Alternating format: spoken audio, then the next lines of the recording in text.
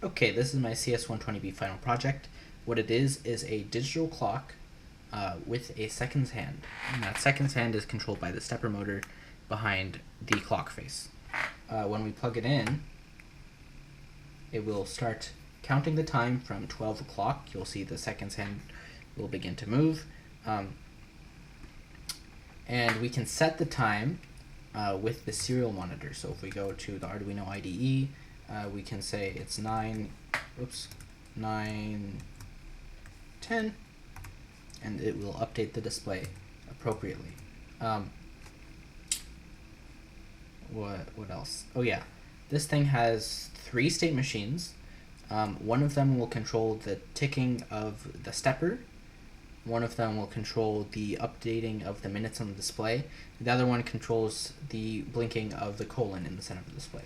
Now the one controlling the colon is the simplest. It's just toggling the LED every single time that the state machine will tick. So every 500 milliseconds, it'll just change the state of that LED.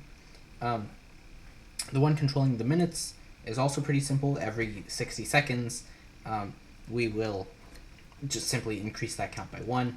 And if the amount of minutes is greater than 59, we will simply increment the amount of hours.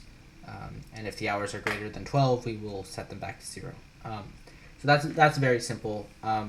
The more complicated one, and the greatest challenge of this project, was getting the stepper motor to turn in sync with the state machine that controls the minutes, because the stepper motor has 2048 steps per revolution, and if you do the math, assuming you want the stepper motor to turn at exactly 1 rotation per minute, if you do the math, you're going to have to step the motor every 29 point something milliseconds. And that point something is important because the default timer.h does not support timers with a period of fractions of a millisecond.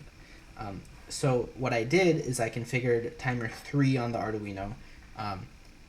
The timer.h uses timer 1 by default. So I configured timer 3 on the Arduino to trigger an interrupt at exactly-ish the rate that the stepper motor needs to step.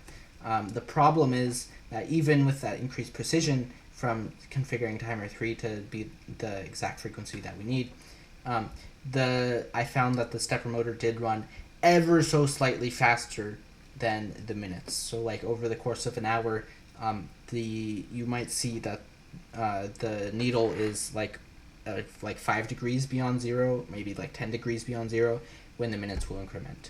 So that was a problem. Obviously, you don't want the seconds hand to be out of sync with the rest of the clock. So what I did is I added some state where the stepper motor will not move after it has completed its revolution until the minutes are incremented. So what it does is once it does 2048 steps, it will pause, and then the state machine that controls the time will unpause the stepper once the minutes will increment. So what that does is it makes sure it'll keep it in sync. And that the gap, the time that the stepper is paused is very small, because we got the timing to be reasonably precise, but not precise enough to keep it in sync. Now you might be wondering what the third component I used for the project is, because I have the stepper motor, the 7-segment display, and the 8-bit shift register, which is buried under all the wires right here. And that shift register is simply controlling the LEDs on the display. What else? Oh yeah. You might be wondering if this is actually good as a timekeeping device, and it is not, actually, not even remotely.